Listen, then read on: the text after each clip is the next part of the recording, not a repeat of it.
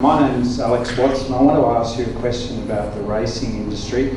It's something I've thought about for a long time, and I'm sure many people in the room tonight have probably thought about it too. And that the ABC program and the scandal in recent times, what's been revealed there, to me, we're talking about the back end, I'll call it, of the industry. What happens when racehorses finish their career or don't make it as a racehorse?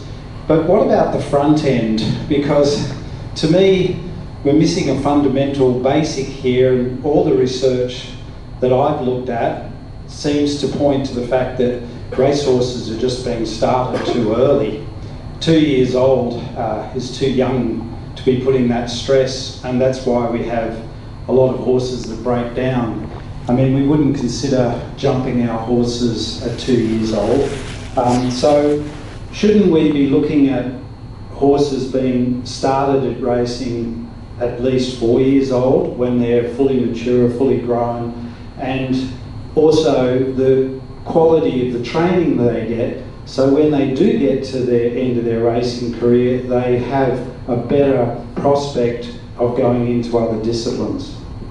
Thank you for the question. We certainly need to look at the evidence. You're absolutely right. But actually, the evidence shows that actually there is a protective effect, this is flat racing, of actually starting training a horse at 2 years old. You raise a very good point around the quality of the training, and certainly we need to, a horse that is still growing and developing, the responsibility of how we do that. But I was speaking last week at the Asian Racing Conference to a researcher at Melbourne University, and they are finding that actually most horses retire out of Australian racing at 5 years old. But it doesn't matter whether they started racing as a 2-year-old, a 3-year-old, as a 4-year-old. The most common time an animal will retire is 5 years old. So why is that? So we need to be looking at the evidence and making sure that we are making our decision making and basing our rules and regulations around that. But I know from the general public, and there are 5 key issues that the public have around racing. One of them is racing 2-year-olds, and there is profound concern around that. So actually being more clear around what the evidence is, and being more clear around what the implications are for the training of 2-year-olds so we can improve it is so important, because we can't simply ignore the fact that the public have a key concern around that. Hi, thanks very much. It was a great presentation. My name is Melissa. I'm involved with Horse Welfare Group here in Queensland, Equine Action Queensland. We have changed our tack considerably over the period of time, learning that people actually need more education. It needs to be made more available about how best to look after their horses. That's the direction we're taking. What I wanted to ask about is, you said about in the UK there is a scheme where horses have a registration or a passport or whatever. I wanted to ask who monitors that and looks after it, because I think that is vital for the future of horses around the world, and I'd like to know how that actually works, and is it proven to be successful? It's certainly proven to be successful where it's worked. But the real challenge for any rule or regulation is that unless you're going to enforce it, you may as well not bother having the rule or regulation in the first place. So yes, we've got a central equine database in the UK, but what we recognise now is the quality of the data on that database needs to be considerably improved, because there are huge problems with the quality of that data. So we need to be able to get owners to far more easily update their details It's actually a European requirement, a European Union requirement, so it's a regulation, and in this regard it's something that the UK will certainly follow following our departure from the EU, because having that database, having that data is important for so many different reasons. One, I've already talked about responsible ownership and holding owners to account, but also, you know, animals that are lost, animals that are stolen. Certainly when you're thinking about horses that potentially could go in the food chain, is actually having that notification whether they are being signed out of the food chain or not, and therefore from a veterinary point of view, what medicines they can be given. So there are multiple reasons why having an effective equine ID system is good for the horse, but also good for the owner too. And I think it's not just another tax on ownership, and that's how it's often perceived in the UK. And we do need to change that mindset, that actually there are real advantages to owners too. And you'll certainly know that when we have the next disease outbreak, whether it be equine influenza here or African horse sickness or whatever it be. So is there a government department that oversees that, or how is it enforced? Yeah, so it's done through the Department of Environment, Food and Rural Affairs, DEFRA we call it, but it's Ministry of Agriculture. It's done through that, and then it's enforced through local government. So that's the way in the UK the legislation is made centrally, but then generally enforced locally. Thanks very much. In terms of the Senate inquiry into the traceability register, that's been given the green light as a starting point, so it's going to be really interesting to see how it develops here. So my question is, how many horses go to slaughter in England, from England every year? So it's before the horse meat scandal. I don't know if you're aware, but in 2013 there was a horse meat scandal where beef was being missold as horse. It was about 12,000 a year. And therefore we reckon around 75,000 horses are being euthanized or being killed every year, and about 12,500 were going to abattoir. Now it's down to 3,000.